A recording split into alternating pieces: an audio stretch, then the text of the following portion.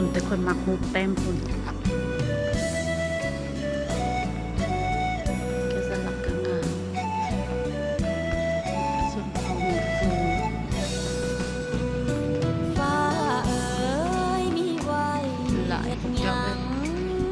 ถ้าอายบ่นั่งเบิ่งดาว ไปตามลูกศรแล้วจะเจอทางออก บ่มีก็ได้ปาก อันนี้เพิ่นบ่ให้เข้าไป ตรงนั้น ซีเมนต์ดงเห็ดลิ้นจืออันนี้ เคยเที่ยวร่วมทา เพิ่น ง บ่ให้เข้าตัวนี้ มีไว้เฮ็ดหยังถนนหากอาย ทางออกนี่ บ่สู้